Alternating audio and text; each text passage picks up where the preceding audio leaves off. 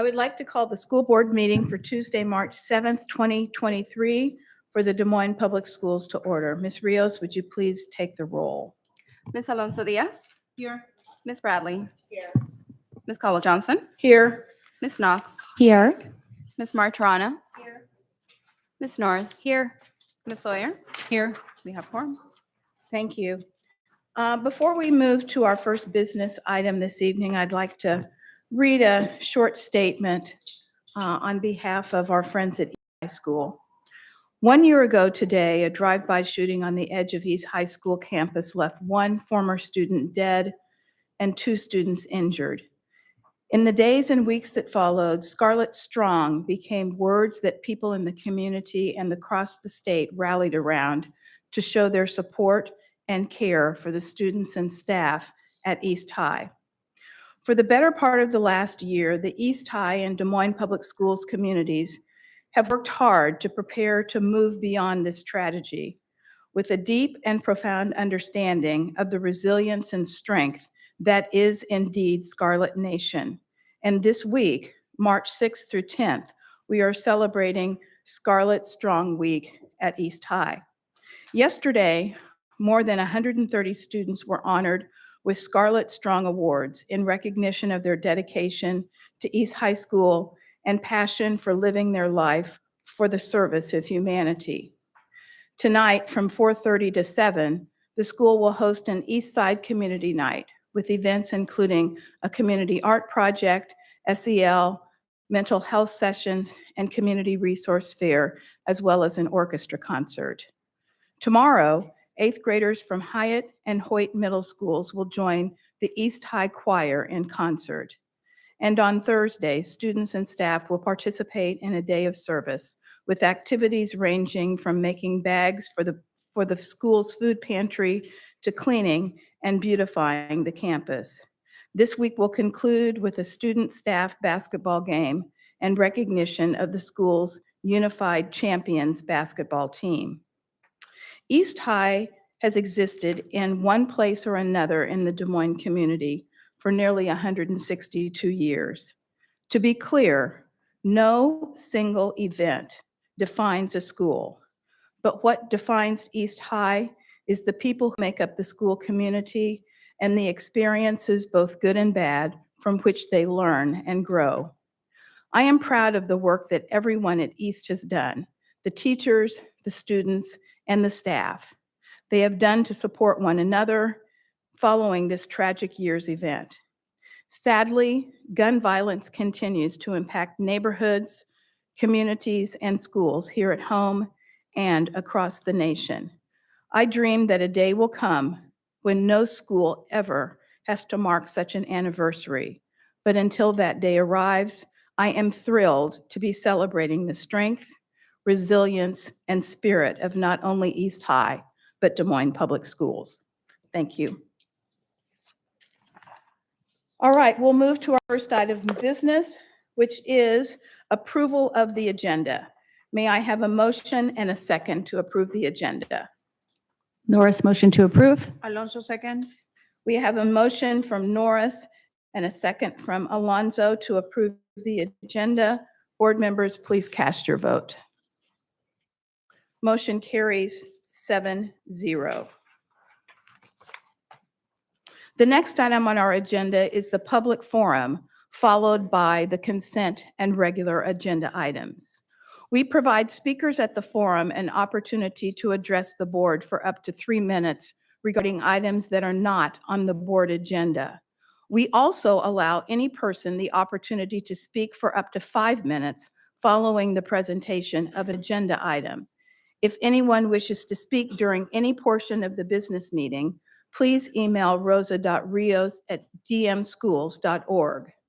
The same speaking protocols apply to all individuals who wish to address the board. Speakers will be called individually, and we ask that they state their name and address prior to providing comments. Students and minors do not have to provide their addresses. Guests of the board are encouraged to speak to matters relating to the programs, services, and operations of Des Moines Public Schools. Please remember that Iowa law prohibits us from discussing specific employees or their job performance. We ask all speakers to avoid references to personalities or character attacks, as those types of comments do not contribute to the purpose for which this public forum exists. The use of inappropriate language will not be tolerated, and individuals choosing to do so will be gavelled out of order and asked to excuse themselves from the premises or escorted out by district security. As a reminder to the board and public, the board will not engage in a discussion with public forum speakers, as it is our obligation to discuss only matters posted in the public agenda for the sake of transparency and opportunity afforded to all community stakeholders.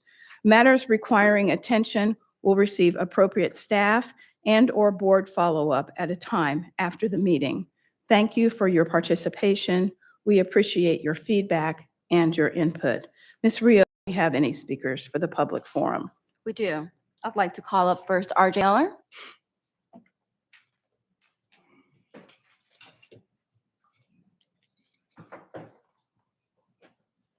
Good afternoon, Board. RJ Miller, District 1. Today, I want to spotlight those in DMPS who are doing good work. I want to spotlight Thuron Hobbs, Chelsea Clay, Sharice Williams, Bill Proctor, Julian Say, Lewis Fountain, Vanessa Howe, Ruby Herrera, Johannes Alvarez, and Hoover High School Principal Quinn Kelly. I salute you for your work and service to students, and I'm glad you're in this space. I also want to spotlight Lincoln High School student Aaliyah McGee Madlock for winning the State Academic Speech Bronze and Rising Star Award. I also want to acknowledge North High School student January Hudson for being on an A honor roll and being a part of the Student Senate and National Honor Society. And I also salute Jamasia Hudson and Jasmine Hayes in their advocacy at North. Today is the anniversary of the tragic death of Jose Lopez. His mother, Debbie Perez, is in pain and wants safety changes. I call upon the district and the community to embrace her so she knows that DMPS fights for students and families. Let's work together to create a system that works for all of us, that demonstrates safety, equity, and pride and dignity. Let's create a district that every parent will want their child to be in, and let's start spotlighting the great works that our students and our staff are doing. Thank you. Thank you. Next up, I'll call Brandon Oliver.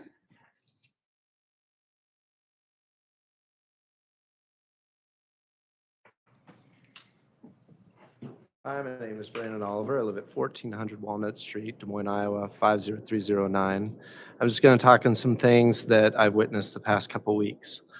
We had a Black History program at the school where I teach, and there was an email sent out as an open invitation to exclude people from that program.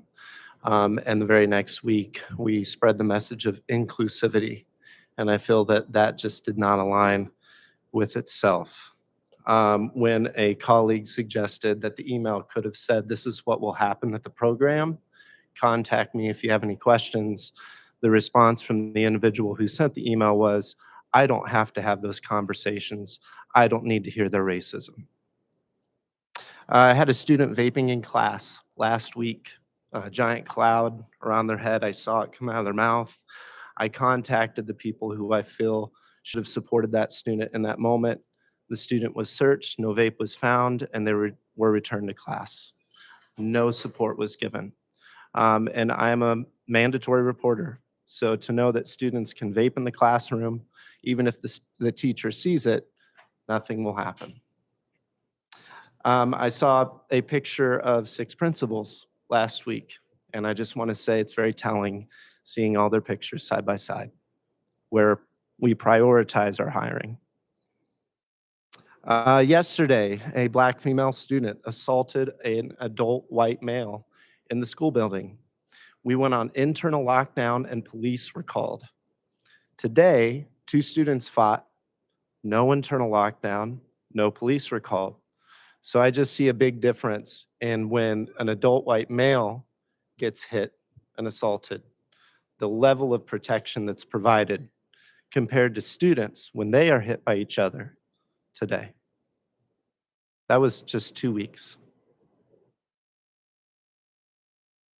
Thank you. Thank you. Those are all the speakers I have. Thank you. Appreciate each of the speakers coming this evening. The next item on our agenda is item D1, monitoring report, goal 3. I'll turn the podium over to Interim Superintendent Matt Smith to introduce the matter, share the presentation, and then Board Member Martirano will facilitate the board discussion of the monitoring report. Thank you. This particular monitoring report is an interim goal report. It is as a part of the overall goal, which is the percent of Black male 11th grade students proficient on the Iowa assessment of, what's it called again? Of basic skills? How long ago was that? The ISASP. Little blast from the past there. The Iowa assessments, mathematics assessment will increase from 17.7% in June of 2022 to 45% in June of 2026. So this is an interim goal associated with the overarching goal. This particular interim goal measures the percent of Black male students completing Algebra 1 with a B or higher at the end of 9th grade, with the metrics that it will increase from 8.3% in June of 2022 to 40% in June of 2026. So that's what this particular monitoring report is supposed to represent. So what you have in front of you is that the percent of Black male students who earned a or a B in algebra in the first semester is the graph that you see in front of you. And so that particular number is 14%. So it's 2% shy of the target goal of 16%. So the first question that I would ask if I were you would be, why did you choose partially on track to categorize this particular report? And the reason is why I selected partially on track and not off track is that when you go down to what is going well, that first bullet point represents, it says students who identify as Black male enrolled in Algebra 1 who have earned an A or B in first semester is 15.9%. The difference in those two percentages are the students who identify as Black male who are enrolled in Algebra 1. So there are 222 students who identify as Black male in the 9th grade. 26 of those students who identify as Black male in 9th grade are not enrolled in Algebra 1. They are enrolled in an Algebra Foundations course or another course that is associated or is the appropriate placement based on their individualized education plan or the IEP or their English language learning program instructional design. So there's 26 students of the 222 that are not enrolled in Algebra 1. So that 15.9%, that is approximately 16%, is right at target. And so the reason why I lift that up is important because our instructional design or our instructional treatment, if you will, is going into those algebra classes right now. And so to get to 15.9% or at 16% roughly at the end of the first semester has us actually on track in the algebra class. The 26 students that are not receiving that instruction, it's not that they're off track, but because they are appropriately placed in a math foundations class to gain those skills to be on track to take algebra their sophomore year or their junior year. So that was the reason why I characterized it or categorized it as partially on track. A couple other data points that I want to talk about what is going well, particularly in this specific interim goal, is that we're continuing to improve in our implementation of the instructional design of IM. This is a multi-year implementation of this curriculum. It started back in 2020-2021 school year. The FY22 school year, so just last school year, was one of those years where it was difficult because we had extremely high absenteeism of staff, understandably COVID related, all kinds of things related to that. And so we had a really difficult time covering classes. Teachers were doing everything that they could to not only teach class, but to cover their neighbors' classes, and instructional coaches were there. So we didn't actually have a significant amount of professional learning invested in our staff the way we intended. And so what's changing this year is we're getting a lot of that done this year, and you're beginning to see that take hold in classrooms in terms of the student experience, the teacher moves that are taking place. And so teachers are really beginning to refine and hone in on their craft as they get into that third year of implementation third year technically, second if we don't count last year. So I want to let that is going well, and that is a celebration of our staff and our school leaders. We've also got some intentional efforts to reach out to parents at the high school level, and that's always the case. Teachers do a good job of that, but there's been some intentional moves to incorporate and engage our restoration safety coordinators and other staff members to specifically support teachers in making those phone calls home, but also building those relationships with students in class. In this particular case, our Black male students who are in algebra. And so there's some real intentional moves on the school leadership team part to bring those individuals in to help build relationships and build that community and that connectedness for students. What's not going well? We still have a long way to go when it comes to the continuity and the calibration across our district around, again, just refining our craft. The magic moment happens in classrooms when that grade level, we can talk about GLEAM as we talked about in our last session, that GLEAM instruction where it's on grade level, it's engaging, it's affirming, and it's meaningful. Those things take place, and there are students that are grouped together for the purpose of solving complex problems. And in order to do so, you have to have a community built in that classroom. So we still, while there's good things happening across our district in these algebra classes, we still have some opportunities there. And that's just part of growing. It's part of learning as an adult. It's part of continuing to look back on your practice and say, well, I could have done this a little bit better. Maybe I'm gonna try this next time. That's kind of where we are in terms of the implementation of this curriculum, is refining our craft as educators in those spaces and making sure that we are lifting up that is grade level standards that's written into our curriculum. To help sort of problem solve that. And so what we're doing next, I'll highlight a couple of aspects there, is we're calibrating between teaching and learning and building administration to move forward in terms of the strengthening of the IM, specifically around 2.2, which is part of that learning design, that instructional design.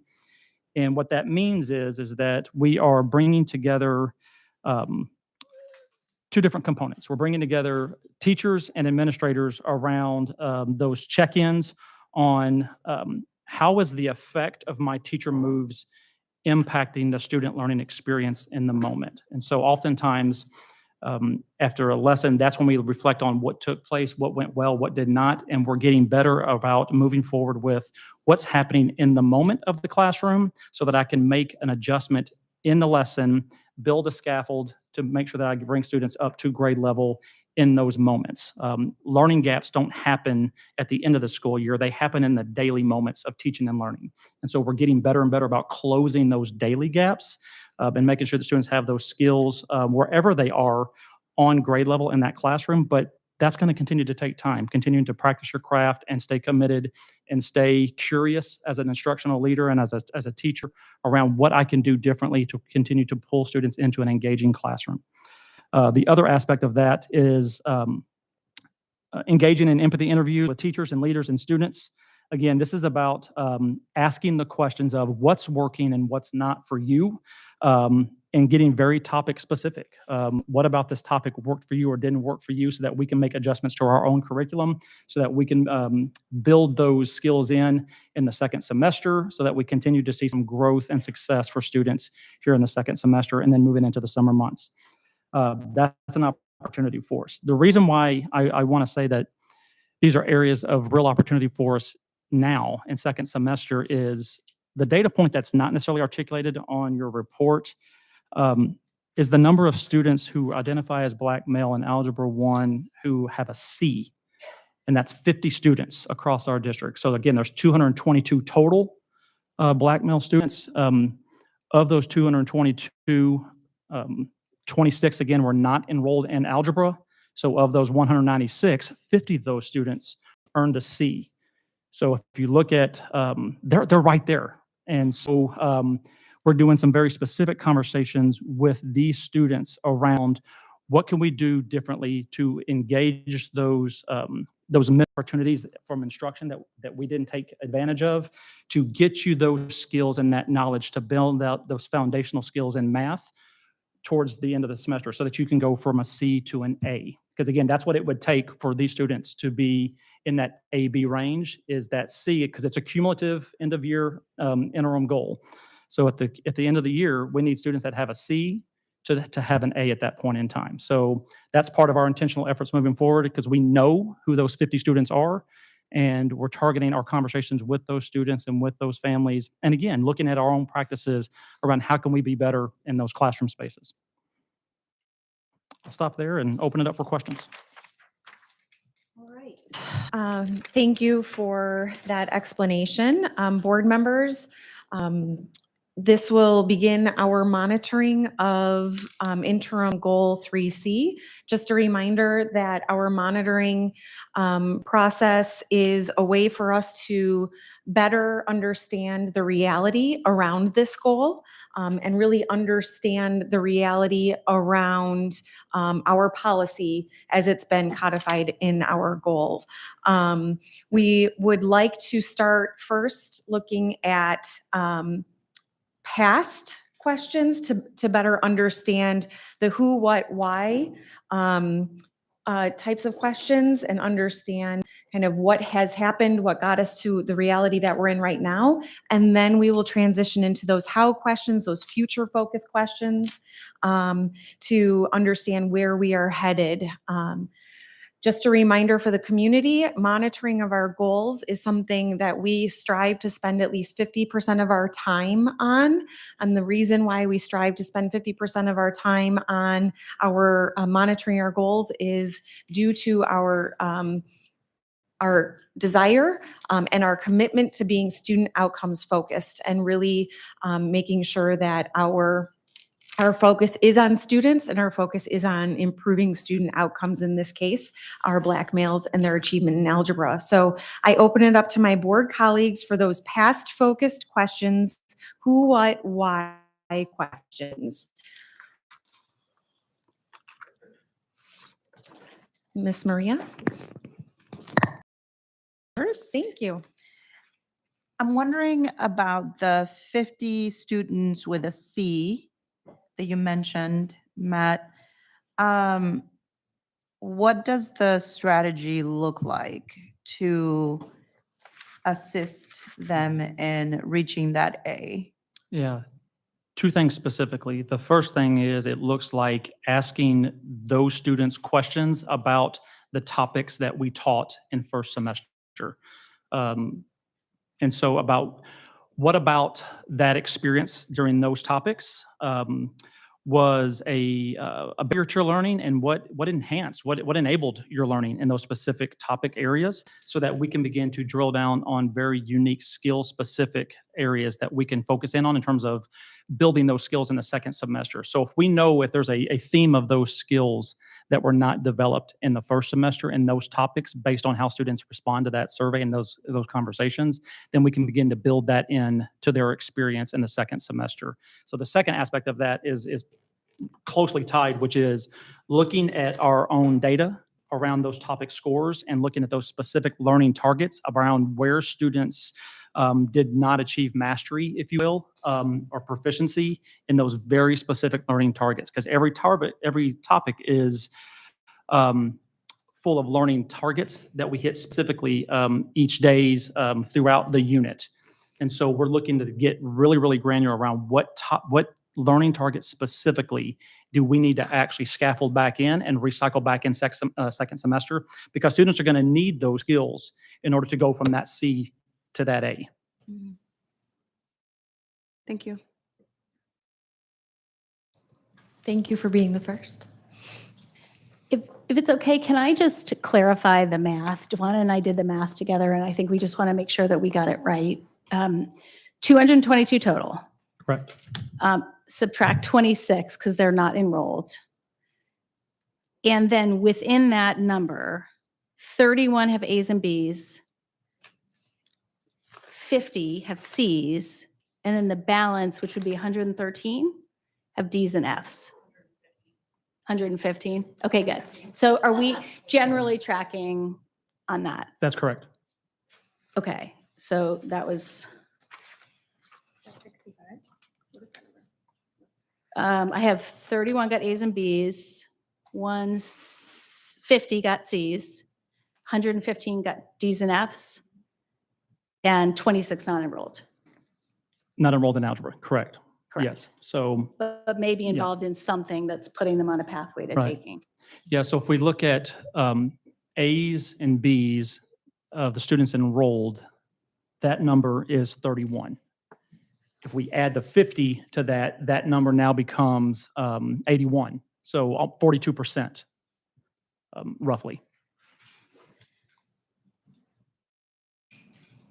Are we just doing one question or should I ask a second? Go ahead. Okay. I'm trying to, can you give by the way, I want to compliment you, what is going well, what is not going well is just so helpful. Can you give an example, what would be an example of a gap between implementing the pieces of curriculum and ensuring students are actively engaging in the curriculum? Like, what does that look like in the classroom? Thank you. Yeah, a lot of times it looks like, it could look like several different things. An example of what it could look like is just how we group students. And so if we have students in rows, if we're implementing the curriculum, we're utilizing the instructional design as it's intended, and we have students in rows to receive that curriculum and to engage in the learning, as opposed to grouping students to actually solve that complex task and be able to actually work with one another, it's going to lose its engagement flavor, if you will. Thank you. I'm good, thanks.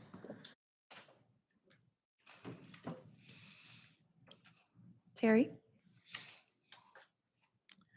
I want to go to your comment, Matt, around continuity and collaboration. So who are the individuals charged with ensuring and/or monitoring continuity and collaboration? What is the pace and frequency of sort of those Mhm. observations, if that's how it takes place? And what does success look like when we get there? Yeah, so the pay and that progress monitoring is at the building level is daily and weekly. So those school leadership teams are engaged in these learning walks and these observations on a daily and weekly basis. Those teams calibrate and then meet weekly or bi-weekly with their principal supervisor and their director of teaching and learning. So there's a building level cadence that's daily and weekly. There's the conversation with central office directors, and then there's their peer conversation with their network of high school principals and other leaders that they come together once a month, at least, sometimes more than that if we need it, to stay calibrated with one another about what they're seeing in their classrooms and what might be working there that we want to try in another building. So that could be monthly. There are also quarterly designed check-ins or roll-ups, if you will, where school leadership teams come to a central office space that includes not only the curriculum directors, the teaching and learning directors, but includes the curriculum coordinators. It includes a lot of the wraparound instructional coaches, so that we have a larger, more broader perspective of what is and is not happening in classrooms and where we have opportunities to double down on instructional design that's working, and circle back and come back to instructional practices that are less effective. How do we address those in classrooms? How are we doing that uniformly across our district? And are we doing it with the same level of urgency that we need to be doing it? So I'm going to ask a quick follow-up question, because I think I love the pace and frequency of the interventions, but when it doesn't work, what do we do? Because, effective instruction is how we're going to be able to meet the goals. So, when it's not working, or if through observation, it's just not taking, if you will, Mhm. what do So- we do? Yeah, a few things. The first is we got to be administrators, instructional coaches, district leaders, curriculum coordinators, district directors, executive directors have to be in classes to know if it's working or not. We have to look at that formative student data in the moment data, learning. So that's just part of being a reflective practitioner, if you will. If we have a learning target for this day, we need to know how many of our students are reaching that learning target today and be able to course correct in the learning lesson in order to actually move students towards meeting target and staying on grade level. So the answer to the question is kind of multi-tiered.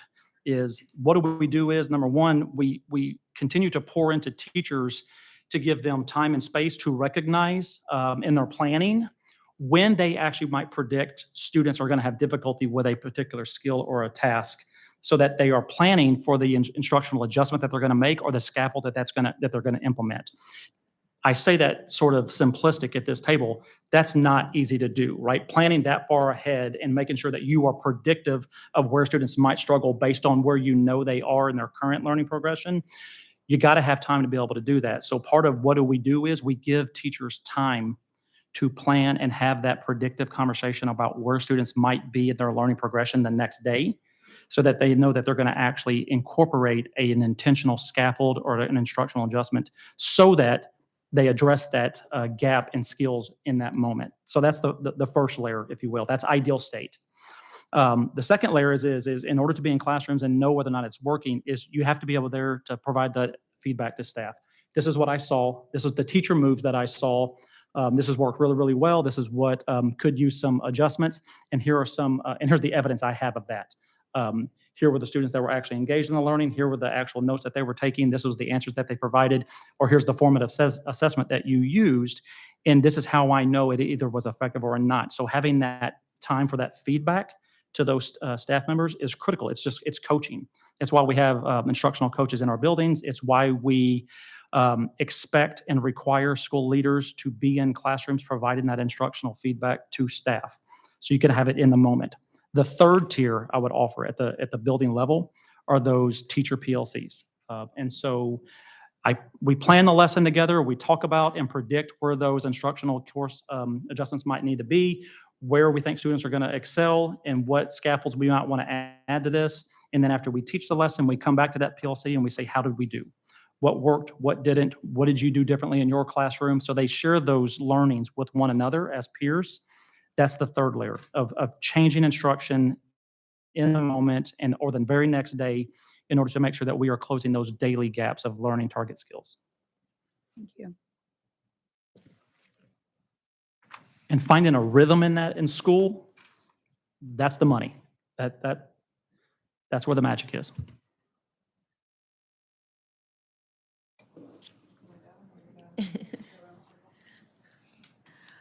So, you talked a lot about refining craft and the importance of, the taking 3 years to refine craft. And I'm interested in what the impact, or if there's any impact in feeling like we haven't yet refined the craft with teacher turnover or new teachers coming on. I mean, is that just going to always be sort of an ongoing thing that we need to know and recognize? Or do you feel like despite people maybe not being there for 3 years, they can find their craft, refine their craft quicker? Well, our onboarding and orientation for new teachers or new staff to the building includes training and professional learning experiences around our curriculum and what we expect to see in classrooms. The teacher moves that we're after, and what evidence of student learning looks like, sounds like, feels like in your classroom, whether that's a formative assessment or a summative assessment. And so we provide that training every year to new staff, as well as provide new staff a mentor in their building to make sure that we are having those instructional conversations around our calibration of what we expect and what we want to see, hear, and look for in classrooms with one another. Does that answer your question? Well, I mean, I guess when you talk about refining craft, are you talking more like as a district we haven't refined yet? Because there's teachers that have been doing this for 3 years. And I guess I'm just thinking, if they haven't refined their craft yet and we have turnover and there's new teachers, is this going to continually be a problem that it takes a long time for teachers to feel, or is this a district issue? Is, I guess, what I'm trying to narrow in on. It's part of the continuous improvement process, right? Which is we are learning as an organization and as an industry, I would offer, about our craft every day, and make sure that we are doing the best practices each and every day to get better and better at that craft every day. I don't think there's an end point. So the way I would reframe my answer to that question is I don't think there's going to be a metric where we can say, nailed it, done it as a teacher, because you may have nailed it that day with that given learning target or that topic. And then the next week or the next day, we've got a few students that actually don't have that skill set yet. So we begin to continue to look at ourselves first in terms of what we're offering in terms of our instructional pedagogy and what we're bringing to the table in order to connect with students, not only personally and emotionally, but we're connecting them with the target itself, the learning target, and bringing them along in their learning progressions. Because again, every classroom is going to have students of varying skills and varying experiences and varying abilities that relates to the actual curriculum. And so we're always going to be looking to refine our craft to bring those students along each and every day, each and every school year. It's I don't know, it's the circle of life for teachers, right? It's just continually trying to get better each and every day and feeling inspired and having the space to be creative to do so. That's going to be what allows us to reduce our need to train new teachers, because we have teachers feeling that success and seeing that success in classrooms. And when you have that kind of success, you want to stay and you want to continue to do more of it.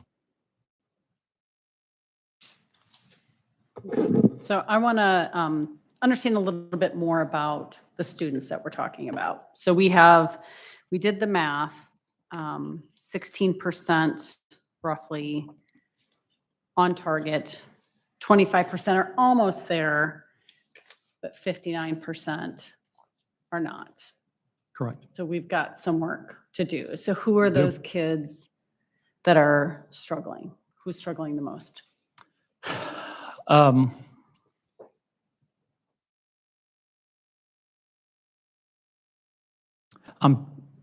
thinking through how I answer that question in terms of who they are. May I add on to that question a little bit and tell me if this is also what you're thinking? What do we know about those students that are currently earning Ds and Fs? Yeah, what we know are that the vast majority of students who are right now have a D or an F came in with gaps in their learning, their foundational math skills from prior years. And so part of the challenge for any teacher is to not only stay at grade level in your current pace, in your current curriculum, but to make sure that we don't remediate. If we go back to remediating, that's all we'll do, right? And so we have to pace with grade level and scaffold in those gaps and skills and knowledge of the learning progression into our grade level. And so if a student is 2 to 3 grade levels in various skills and knowledge of the curriculum behind, we got to figure out how to actually scaffold that in uniquely for students in those classrooms, right? And so it's typically not one of those situations where if you've got 7 or 8 students that are 2 grade levels behind, that each of them has a very unique skills deficit. A lot of times there's themes, right? Or there's topics that you pull out as you assess it. It's about where they are in their knowledge. And you begin to build those scaffolds, again, intentionally and predictably about, you're going to need this in this unit coming up. And so I'm going to make sure that I get that done for you. But in order for me to actually intentionally build those skills and those scaffolds in, I got to have time to do that. Mhm. And that continues. It's significantly better this year than it was last year for teachers. And so I think that's why you're seeing some of these percentages begin to move. They're not where any of us want them, but they're beginning to move. Time's a big one. And so, you talked about having to build those scaffolds in. Are there other limitations? I mean, time obviously being one of them. What might be other limitations in order to accomplish? Yeah, I think part of the limitations are limitations that we might lift up. There's, students come in with various experiences and various trauma that they're dealing with. And as educators, it's our job to care about the kids first as people, and care about their academic excellence and how we're bringing them along in the classroom. And so I think some of the challenges I would not characterize them as limitations. I'm characterizing them as challenges, is continuing to show up day in, day out as a teacher who's experiencing secondary trauma and trying to be their best selves for students. And quite frankly, in a local and state and national society where educators are not actually highly thought of oftentimes in the public. And so when it would not be me, I would not feel good if I did not actually lift up. That's a reality for educators. That's a reality for teachers to feel like they are not valued in the profession. And so shedding that and putting that behind you and putting that on the back burner to show up to be your very best self for kids on a daily basis, that's a challenge. And I think our teachers do it really, really well. And we got to continue to do better as a central office staff to support their school leadership teams and our teachers to feel inspired and to feel supported and to feel creative in those spaces where they can show up and actually be intentional around the learning progression for students and make sure that they're staying on pace with our grade level standards and our topics. Thank you. You mentioned that the students, the young Black males that are currently earning Ds and Fs had significant gaps coming into their Algebra 1 course. What or why do you think that there are these significant learning gaps exist for these students? Because we don't have evidence yet in terms of our IM implementation at the earlier grade levels, 6th through 8th grade, that is being implemented. I don't want to use the word fidelity, but implemented with the time and energy necessary to have it take hold and have an impact and an effect on the student experience. Teachers are engaging in the implementation and doing the moves. They're going through the right things, but it's part of refining that pedagogy and seeing and having the safety, if you will, the instructional safety to say, I just tried this and it's not working. I'm going to try it again. I'm going to try it differently. We still don't necessarily right now have a culture of instructional safety that lends itself to students having a math identity, to recognizing that we can speak truth into them about their math skills and that they no longer say, I'm not a math student, or I'm not a math kid, because we hear that a lot. And because somewhere down the road, either someone said that to them or our lack of system supports didn't allow the student to see himself, herself, or themselves as a math genius or as a math learner along the progression. And we got to continue to speak that truth into them. We got to continue to speak about that confidence and that self-efficacy around math skills so that students see themselves as fully capable of solving these complex tasks that are actually very high in terms of cognitive complexity when you come to these grade levels, specifically in the secondaries. When you start hitting algebra and algebra 2 and geometry, they're called complex skills for a reason. In order to solve them, you got to have confidence in your own abilities. You got to be able to use the academic language to understand and interpret what's being asked of you. And you also have to be able to rely on your colleagues and your peers in there to solve these complex tasks in a team group setting. Thank you. Other past focus questions? I have one more.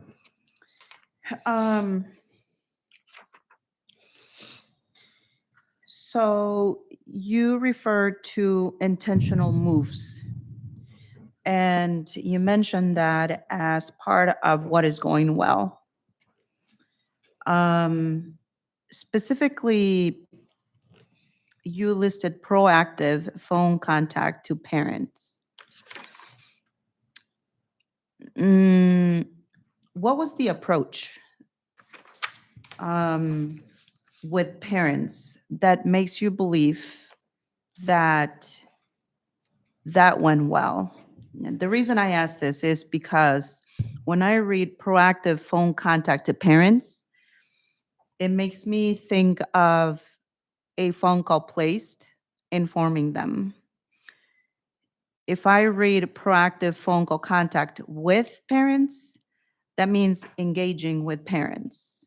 So what was the approach with parents that make you believe that that was helpful? Two things specifically. These phone calls are not happening at the end of the semester when students need to make up work. So they are happening throughout the semester, throughout each topic in each unit. And so it's not a wait until the end. You just have to scramble and try to recover those credits. So this happening far more in advance and happening as frequently as needed based on the student evidence of learning in those particular topics. The other aspect of that conversation is around speaking with parents about that math identity. Because a lot of times what we hear from parents too is, oh, I don't know how to help them. I'm not a math student either. And that's the first way that you can help them, is to say, we're all math, right? We're all math people. And it doesn't mean that you have to know everything about math or math concepts or the academic vocabulary in math. But what we can say is you actually do have the skill sets. You have the genius, you have the brilliance to actually do this complex work. And we're going to continue to speak that truth into this child as a teacher and as a parent. These are the things that we're going to do together. Because if we hear I'm not a math person, then that child also gets permission to also say I'm not a math person.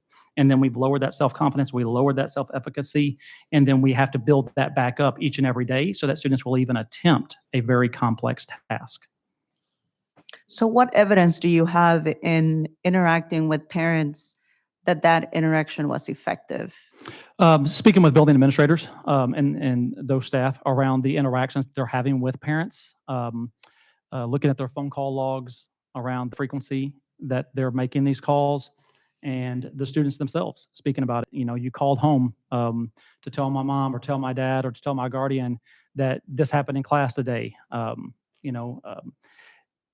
Bringing parents back into the learning experience of their children is paramount to us moving forward as an organization. Not only for the student, because it's just the right thing to do to invite the parent into that space. And those anecdotal evidences of leaders saying, oh yeah, we've got lots of data around phone calls home, and we're seeing changes in students' behavior and them showing up around, all right, I need to get this done. Because I know I'm going to get a phone call home if I'm not showing mastery or proficiency on this particular topic.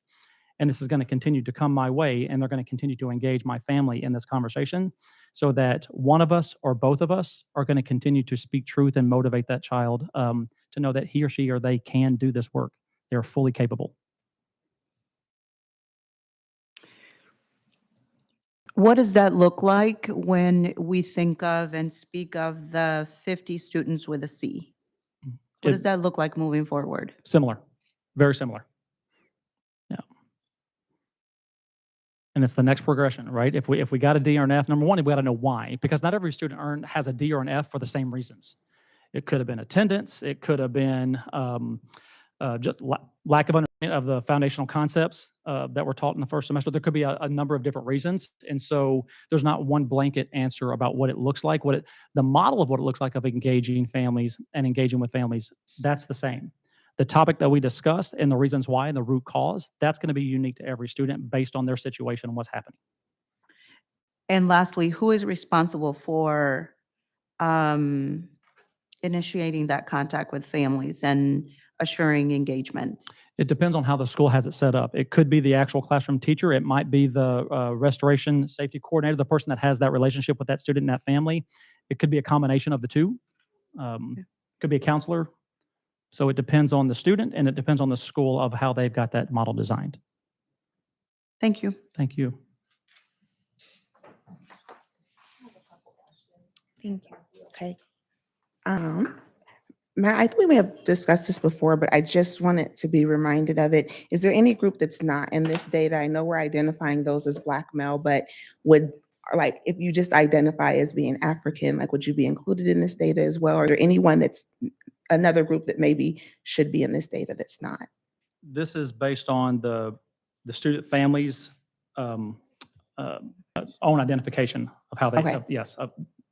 Okay, just wanted to make sure. I just asked that question Thank you. for clarity. And then are there any other learnings that the district has taken from this data?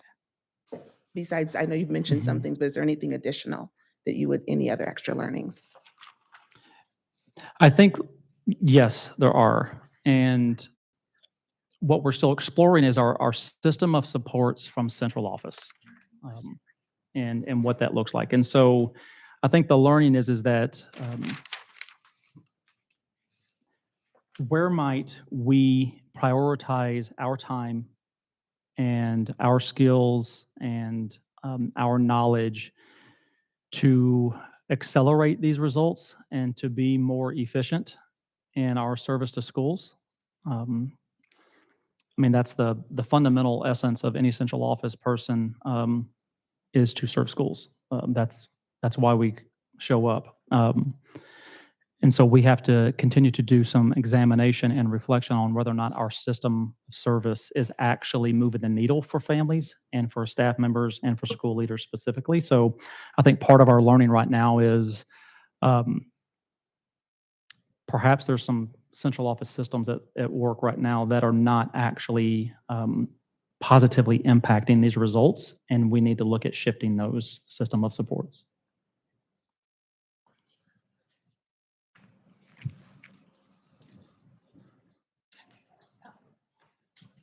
Are we moving to why? Okay. Not quite. Okay, I just wanted to make sure. Are you asking the ISAS? We're, Okay. who, what, and why are all the past focus, Oh, why so too? yes. Okay, Yep. Jenny, you go. Okay, I was interested in, you talked about there being the gap, that's in the what's not going right. And really the need for scaffolding. What does the engagement look like and the collaboration look like between our high school educators and our middle school and elementary school math educators? Like, what does that collaboration look like? I interpret your question as, is there a vertical collaboration between middle school and high school? Is that correct? Yeah, so, said. yeah, there, I know, I'd have to come back to you specifically about teacher collaboration.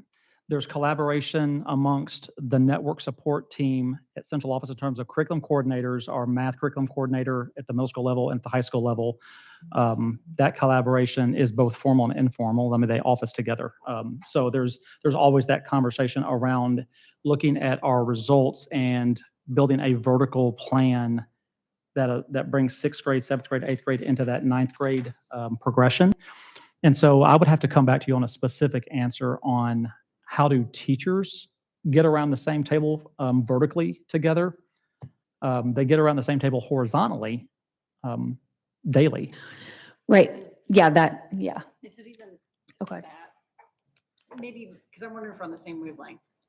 Well, I guess I was just going to provide feedback on this specific goal. And just when I'm out in schools visiting and talking about our goals, this feels like one that I'm not really sure who owns it. Sort of feels like hot potato to me. Like, well, they don't get a high school prepared. Well, they don't come to middle school prepared. Well, like, I guess it's preschool.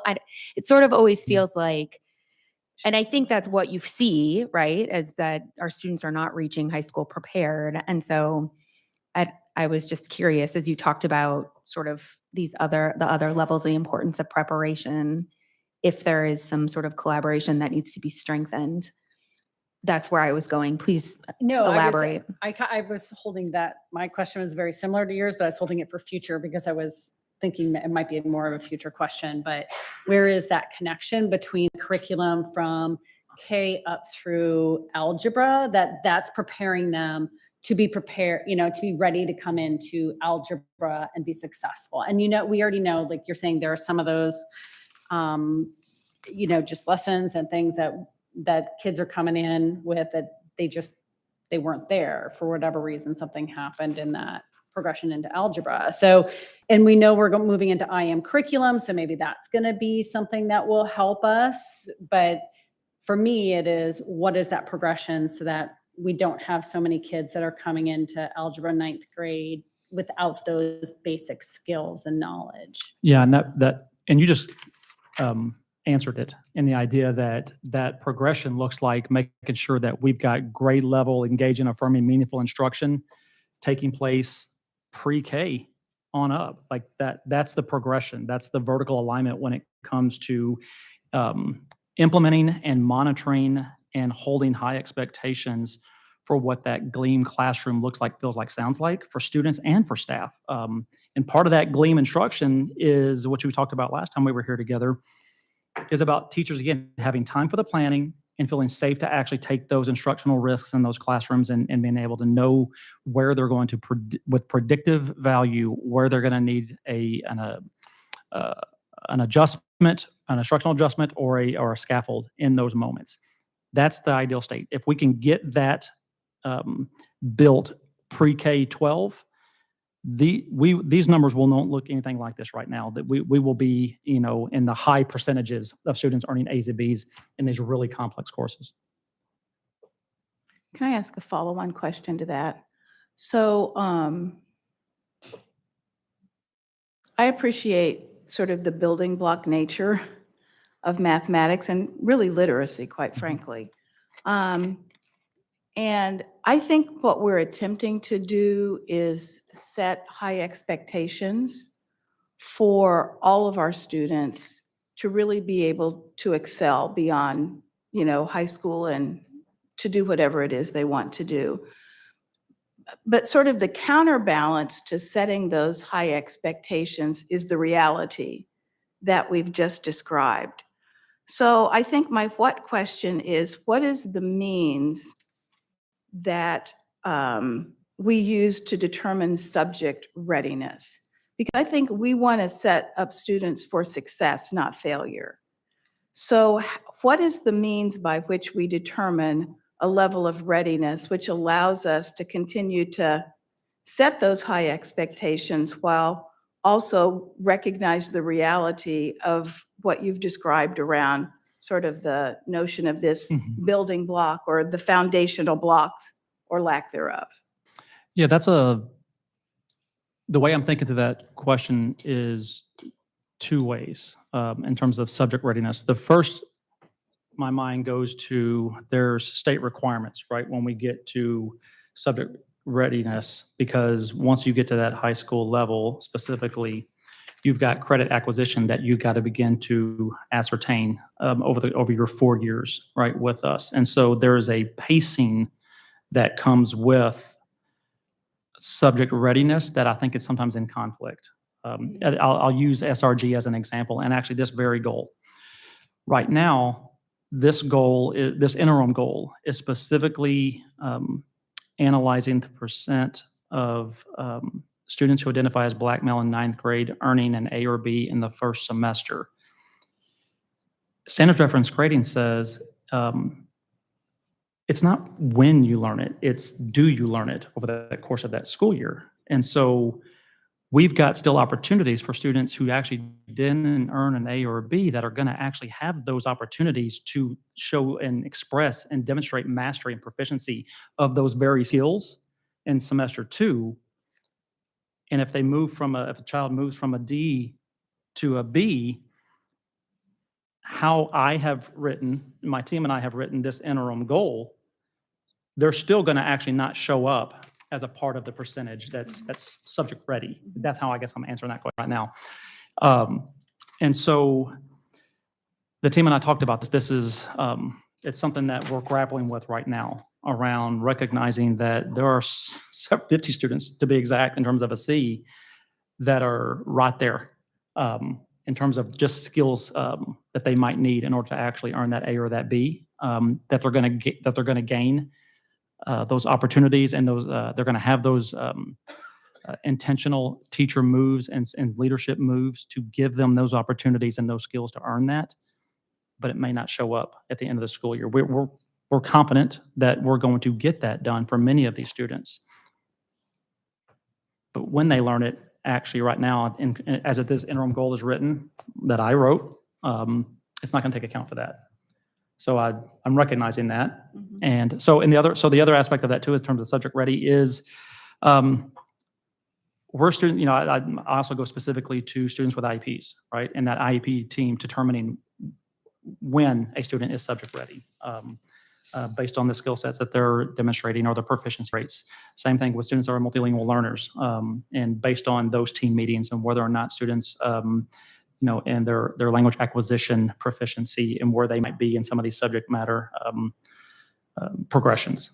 So that's a large question that I think has multiple answers that the team and I will need to actually sit down with and maybe map some things out. So I just have a quick follow-up question, because sometimes it just doesn't always work for everybody. As much as, you work and you try and you support and you assist and you call home and all of that stuff, sometimes when you just don't have the foundational skills, you're not going to get there. So, at what point do we sort of pivot with those students? And what does that pivot look like? I think that pivot could, it'll look individualized based on what he, she, or they need. And so if they need a course pathway that, leaves them in high school 5 years, then it leaves them in high school in 5 years. And they earn the skills and they develop the knowledge and the academic skills and progressions to be successful in that, college or career of choice once they leave us. I think that is the ultimate, definition of, did we serve our students well, is did they walk out of our doors compassionate, loving, and ready to actually take on a career in whatever field they choose, or they're going to join, enroll in a post-secondary education. They're going to join the armed services. They have those choices for them. And we didn't close any doors for them based on the experience that they had with us. I just got really global in my answer for you, Terry. Sorry about that. But I think part of the answer has to be aspirational. It has to be that there's opportunities for everyone and there's access in those opportunities. And so I'm thinking through your question through the lens of what does our subject matter access look like for students, whether they are students in our advanced learning program or they're students in our multilingual program, because you can be both. You can. There's multiple identities for our students. Is that okay? I'm actually just curious, with this report, what have teachers said, right? So you have a very targeted population, right? There's only so many teachers that teach Black male or teach 9th grade algebra, right? So what would they say about these, what's going well, what's not so, how do you get kind of the word on the street, confirmation? Yeah, I don't have concrete data on that, but anecdotally, what I hear is that this is the right curriculum because it is academically challenging, and it does require us as an organization to hold ourselves and our students to high academic expectations, and it does require that we actually group students differently for the learning of these complex tasks. This curriculum is not built for students to sit in rows. It is not built for students to think independently. While there's certainly opportunities for that, it requires that we actually bring students together around a table to solve that complex task while working those 21st century skills of communication and empathy and utilizing those unique experiences that every student's going to bring to the table. That's what this curriculum is actually about. It's rooted in justice. It's got those social justice themes in it. It's as Unbound Ed would characterize it, it's a green curriculum, meaning that it's among the best that you're going to find as it brings students around a culturally responsive curriculum. And then maybe my follow-up, and it's a little bit where Terry was going. When you look at this number, and I know I probably speak for everybody, that 163 students that have C and D is unacceptable. How long do you stick with this, and or when do you actualize, even if it's customized redeployment of, student number 1 goes here and student number 2 goes here? Like, at what point do we either say this isn't working? Because the problem solver in me wants to say, like, oh my gosh, can we try something different? This is such a small group of people, which I know sounds really silly, but when will you look at this and say, we gave it our all, our teachers gave it our all, our students gave it our all, and something's still not working? And maybe we need to try a different stragy. Like, Well, is that 2 years? Is that 3 years? What is the way to think about that question? I think it depends on the answer of what my team and I say what's not working, right? Because I would not suggest that our curriculum is not working. Just based on curriculum implementation research. I mean, we're talking 4 to 5 years for any sort of full implementation for any curriculum. And you how know. long have we had this for? We're in our 3rd year technically. Second year, maybe? Second year, yes. So I think it's getting to root cause and defining the what specific. That doesn't have to wait 2 to 3 years. It can happen now, as long as we know what that is. And that's what these empathy conversations are about. That's what meeting with students, meeting with families is about, talking with teachers, what is and what is not working.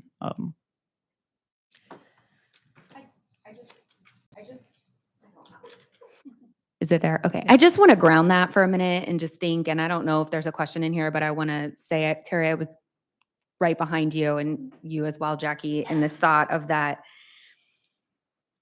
I understand access, and I think that's incredibly important, and I appreciate all that our teachers are doing to try to scaffold so that we are compensating for, 10 years of makeup time in a semester. It's highly ambitious. But I think about those 115 students that just got a D or an F in their algebra class their freshman year of high school, and just think about we owe them more than that. And so I hope that there is, back to the pivot question, I hope that there's a pivot to think through how are we going to help them, and not for our own numbers' sake. How are we going to help them find their purpose, passion? Because I can't fathom how discouraging that has to be to have just completed my freshman year. And, I want us to be mindful. So I'm glad you're asking about a pivot. Maybe that's another way to think about it or not.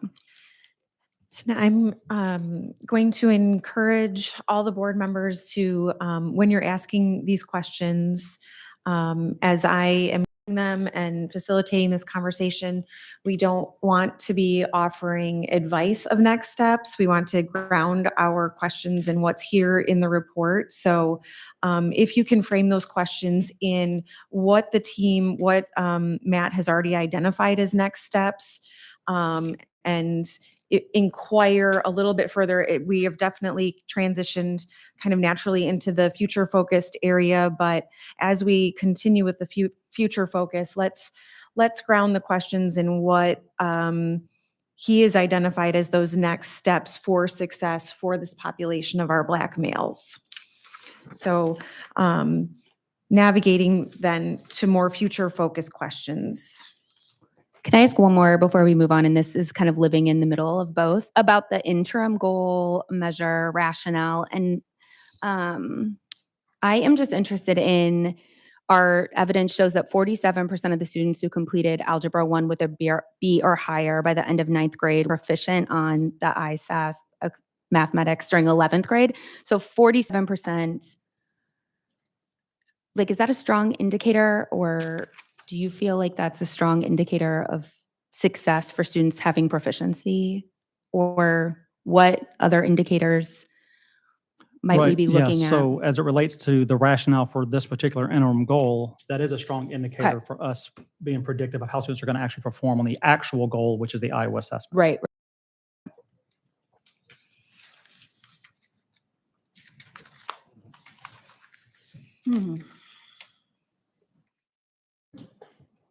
I don't know if this is a future question, so I'm just going to throw it out there.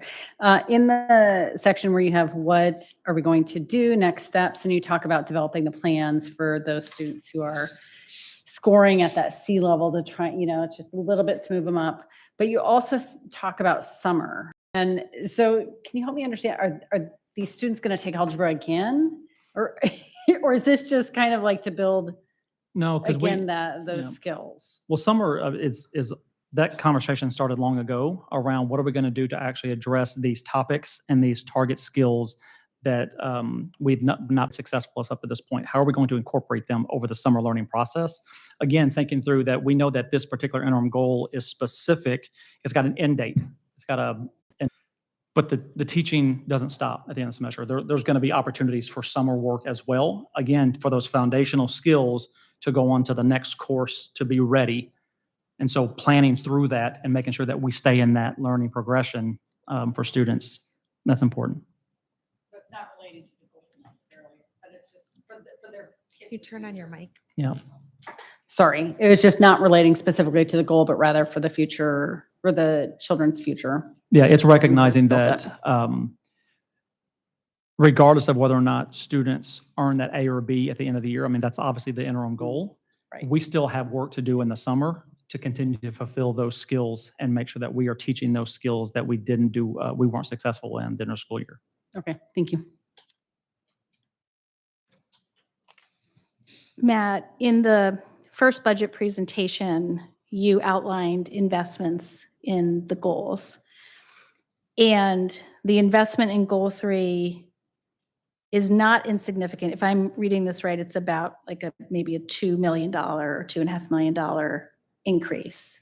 I'm just generalizing.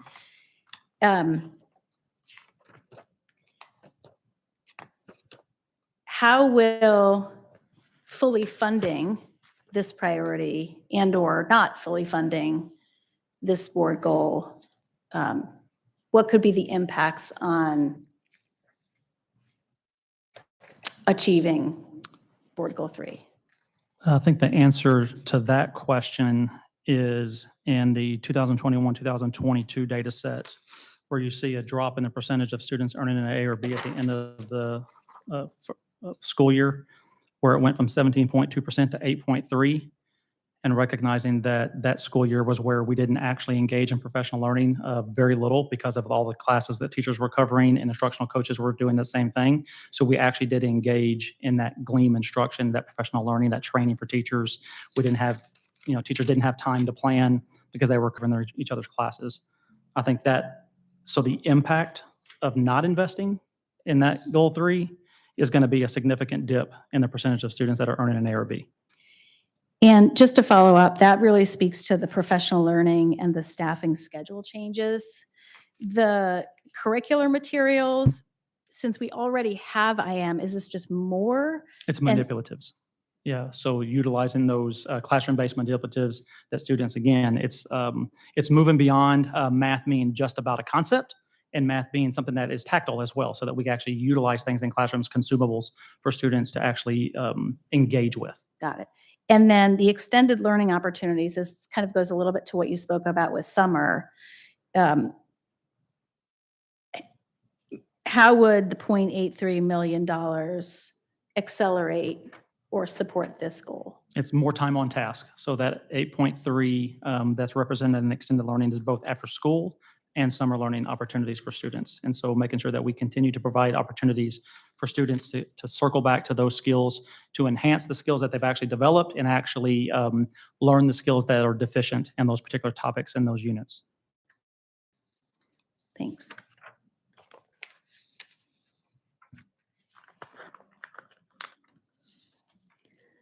I was so excited to see tutoring and extended learning opportunities. Can you elaborate on what that looks like in practice? Is that teachers doing extra time? Is that outside? Just kind of what that looks like in practice. There's a couple of different, I guess, methodologies right now that are in play. The one that all of our high schools are using right now is Math Motivators, which is a group of volunteers that are in industry, and they're coming to work with students during the school day. One of the challenges in working with students after school is either in activities or they're at work. How to capture time specifically during the school day. They call it husky time or writer time, depending on when that is. So they leverage those times to bring tutors in to support students and engaging in the curriculum. What is extended school? Extended school year. Oh, summer. Okay. Sorry. Yeah, sorry. I didn't know if it was like a longer day. Or Yeah. what. Okay. I have a technical question based on that response. Are the math motivators receiving PD in IM? Not formally. They're bringing that real world experience to the actual math concepts and helping students to actually engage in relevancy in terms of careers and what this looks like in a career as it relates to the standard. And given what we know about our ninth grade males who have significant, our ninth grade Black males who have significant gaps, how are we going to speed up their learning and getting getting to the point where they are not only understanding those foundational concepts, but also the Algebra 1 concepts.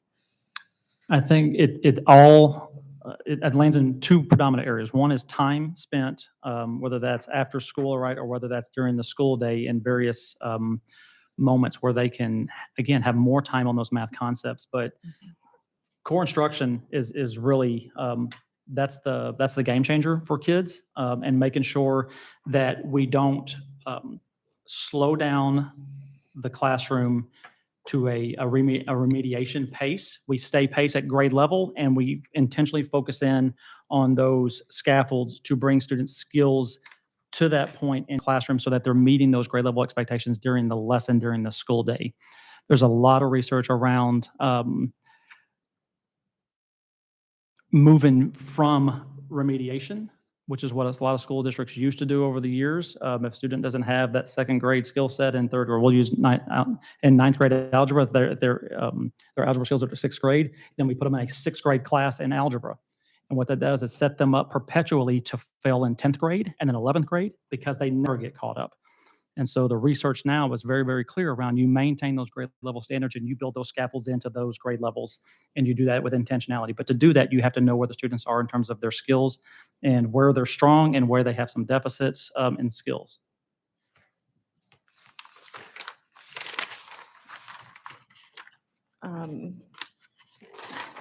So is the intervention that you speak of during the day, does that equate similarly to, we know that skills block is working for our third grade literacy learners. And we know that additional time and literacy is working for them. Are you trying to replicate something like that with these interventions? I was waiting. No, that's it. Okay. No, so Is- no, are these they're current, different? yeah, these current interventions are not formalized like a skills block would Okay. be at elementary. Okay.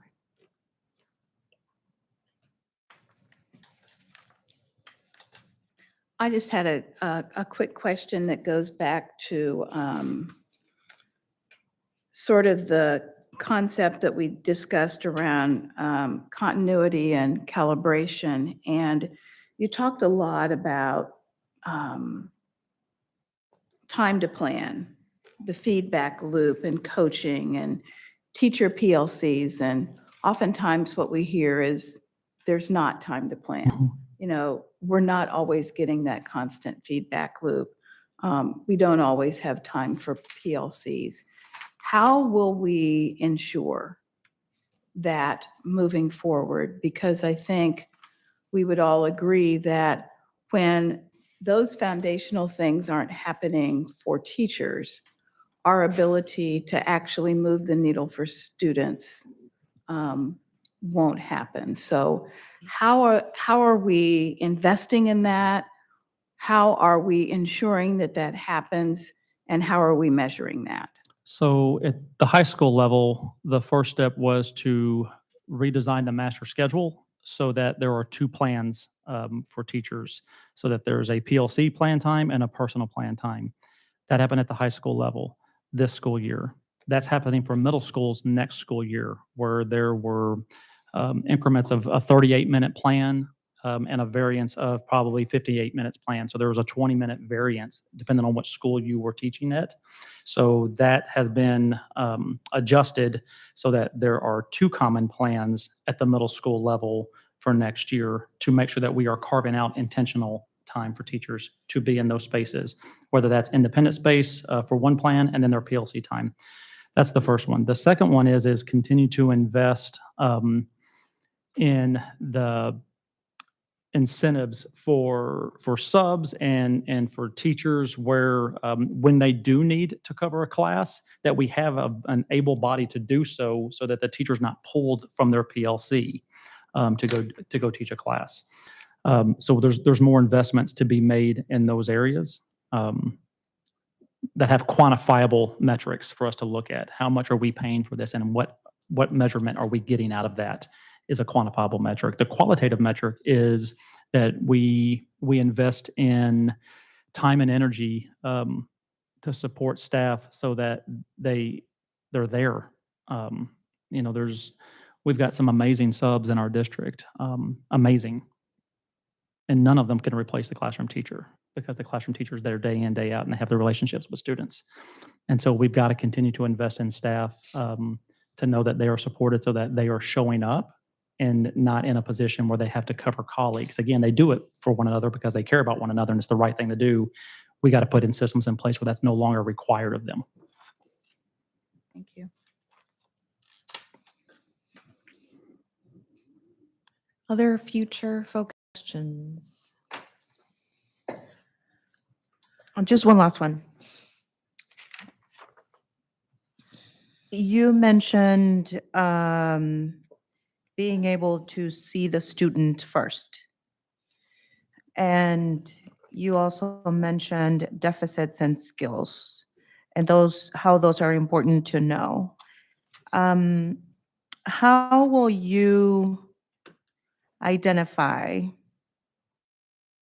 and work on the deficits to help our 115 students who have Fs and Ds?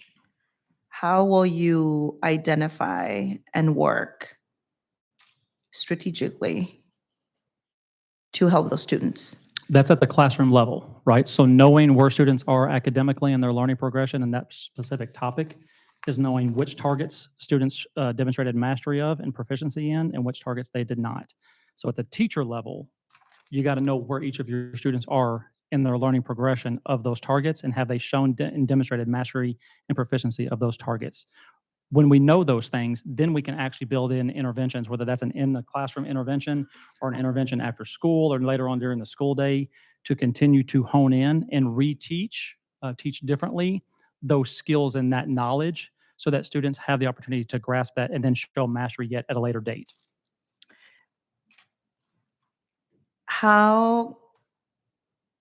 So what I hear is academic deficits.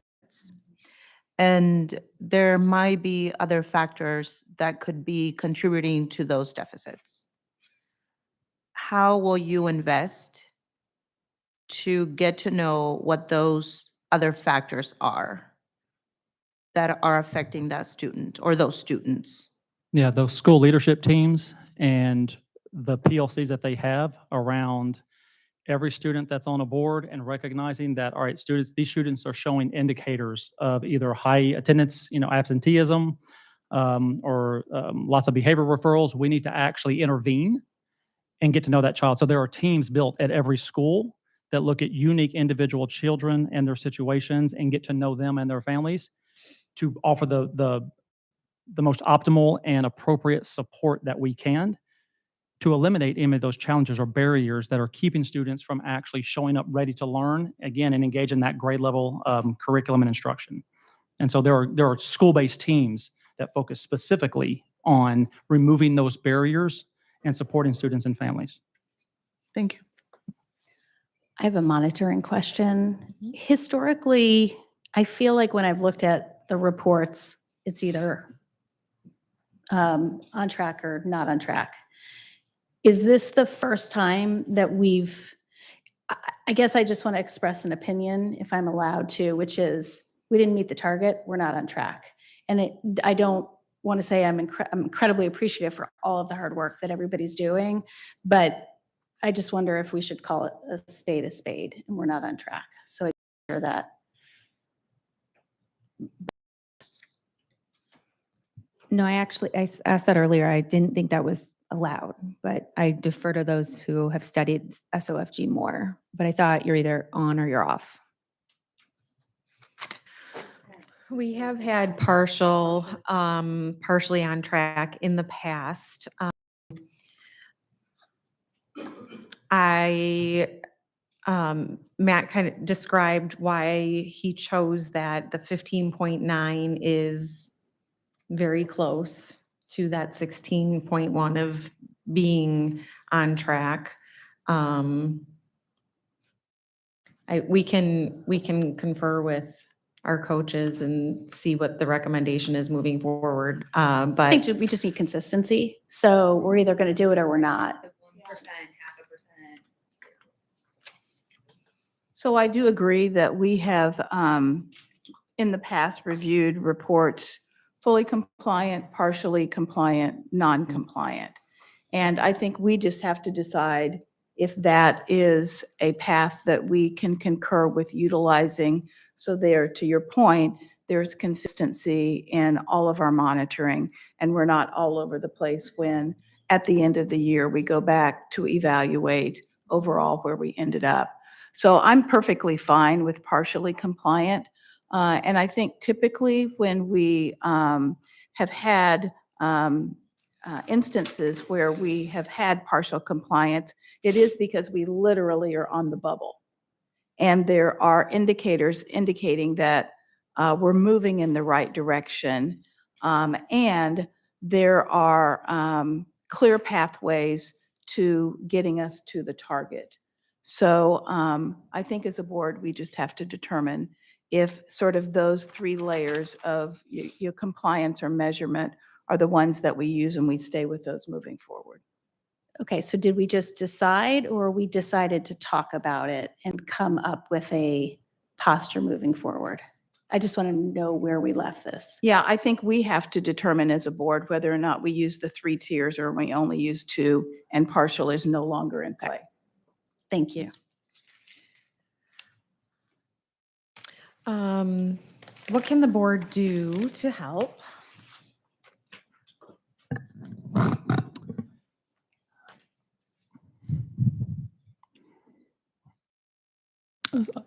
I'm going to offer stay the course.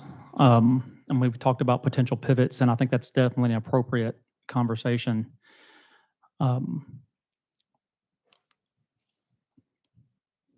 think we have to be unified in our approach towards given the necessary time invested in curriculum implementation to make sure that we are creating spaces for teachers all over the district to learn the curriculum, to invest in the curriculum, to apply the curriculum, and do so in a manner that actually feeds their instructional spirit to know and do better each and every day that they try it out. And so I think what the board can do for my answer to that question is to continue to champion teachers in these spaces where they're bringing everything that they got. Thank you, teachers. Yes, thank you, teachers. Any other questions from board members? Do we want to tackle sort of the 3 tiers tonight? Or do we want to defer on that and get any feedback? Is there a preference either way? Because either we agree that we're going to use the 3 tiers tonight and we move forward with a motion that approves this as partial, or we go back and get instruction from our coaches before we take action. I don't know that I have a preference either way. I just think we need to decide it because this is an action item for this evening. Because that's not an agenda item for discussion, I think we should probably, we can table The this action? the action for this particular report, and have the conversation once it's an agenda item for transparency with the public. That makes sense. So what I'm going to suggest is that we table a vote on item D1 tonight, and at our next our next board meeting, we set aside time to discuss and deliberate whether we go with a 3-tier or a 2-tier system for compliance. And then after that, we can bring this back for a vote. Thank you. All right, I'd like to quickly evaluate the quality of our monitoring practice this evening.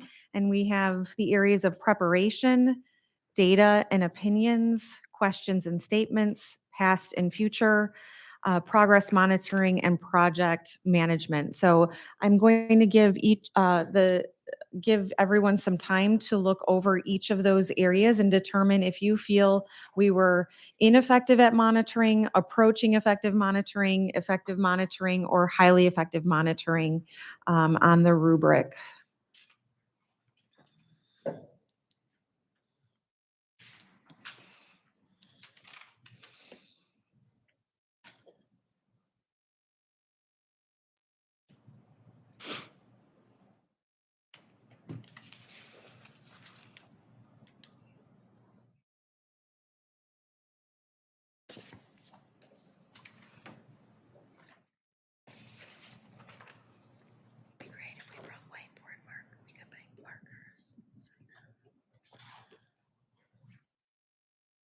Yeah.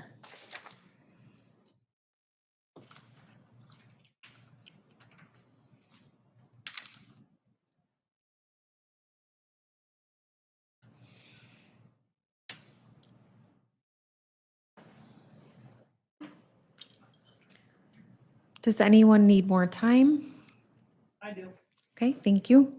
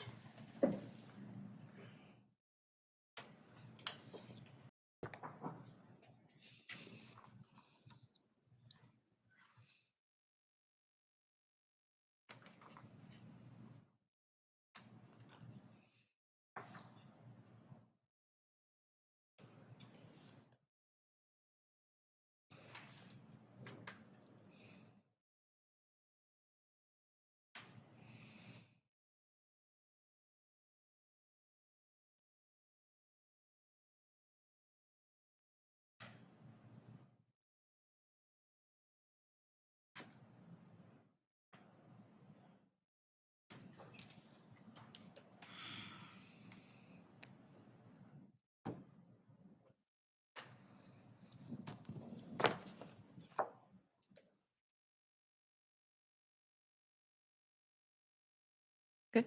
Okay. First, preparation. In order to be highly effective, we would need every board member to have read the monitoring report and shared potential questions with the superintendent 3 working days prior to the meeting. Where do we feel that we are on preparation? I believe that we were at approaching. I agree. I would agree. Everyone approaching? Okay. Data and opinions. In order to reach highly effective monitoring, conversation is focused on understanding the data presented in the monitoring report, with each question referencing specific data within the monitoring report. Do we feel that we were ineffective, approaching, effective, or highly effective monitoring? I believe that we were approaching. I agree. Does anyone disagree? I'm sort of on the bubble. We're getting We're close in the to bubble. effective. Okay. Questions and statements. In order to be highly effective, conversation is exclusively limited to questions about the data presented in the monitoring report, mostly open-ended inquiry. I believe that we were approaching in this area as well. I agree. Okay. Past and future. In order to be highly effective, the supermajority, 3/4 or more of the time spent monitoring, is focused on reflecting on past action. I also felt we were approaching in this area. Anyone disagree with the? So you're saying the majority of our time was spent focused on the future? Is that? No, on the past. Are we in past and On the future? future Yeah. action rather than reflection on past Yeah. action. So we talked more about future than about past. Mhm. And if we did that, we're approaching, because our goal is to spend a majority of our time reflecting on the past. On the past. Mhm. It's almost counterintuitive, but okay.